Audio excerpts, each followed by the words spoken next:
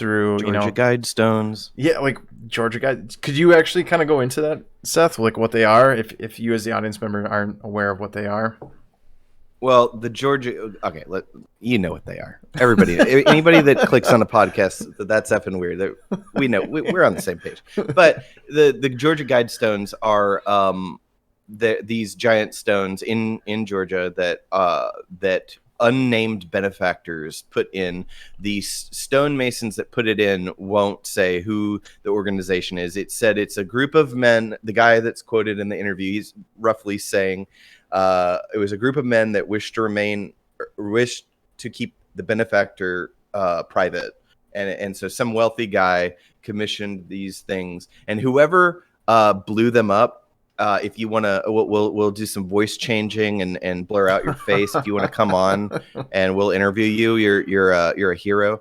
But yeah. But anyway, the Georgia Guidestones, it has like I don't know, like 10 main languages. It has several languages on it. Basically, this perverted version of the 10 Commandments, but it's like keep the population under 200 million, this, that, and the other, and a whole bunch of other things. And so going back to your point of like, yeah, I think that there are people, this echelon in the shadows, these not the people you see every day in politics and this and that. It's people that really run the show with the money and the resources and the special interest groups and this and that probably in behind closed doors have an agenda to depopulate. I mean, if the Georgia Guidestones are any indicator what these kind of people are thinking that like to keep who they are secret and they've got a lot of money and blah blah blah, like that should kind of raise some eyebrows.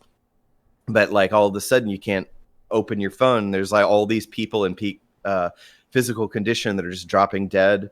Yeah, I think that there's something going on. There's some something stinks. Yeah, and the concept behind the Guidestones too was to how to rebuild civilization. That was the part of it and everything like that, or that was like the gist of the Guidestones. Was like if civilization ever goes like haywire or whatever, it's like you can basically know how to rebuild civilization off these stones and everything like that.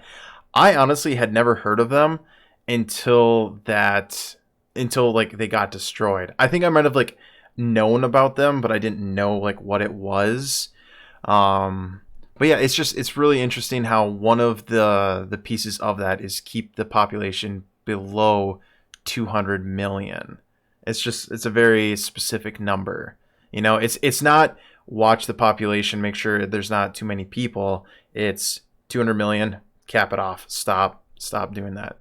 Because I mean, like you look at what China does, or like they have a law that you can only have one child, correct? Like that is the thing. You can't have more than one. Just repealed it though. Oh, they did. They repealed it, but it's too late. It's. I mean, they're gonna be hurting really bad in the next 10 years when their older generation dies off, because they had it for so long. Like, their population is going to coal. They're probably going to lose 1.5 million people like soon, and then then you have all this accelerated death add to the mix. You got some issues. That one child policy being in for so long is actually going to be a problem for near future China. But they have so many people already. Like if they repealed, it's mostly farmland. It's mostly like non-city areas that they repealed it in, or no, like the majority of the population isn't in huge cities. I mean, there's a lot in the city centers, but the majority of their entire populace is kind of backwoods. It's not like they're all highly educated and part of the rungs of society. They're kind of on the outskirts.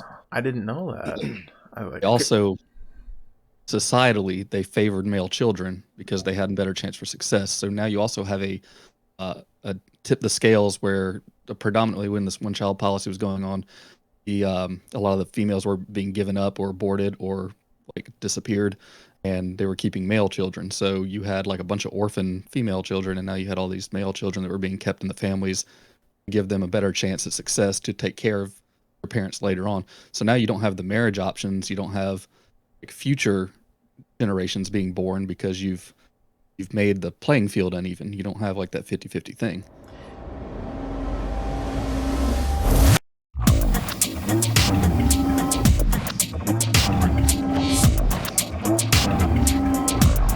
That is effing weird.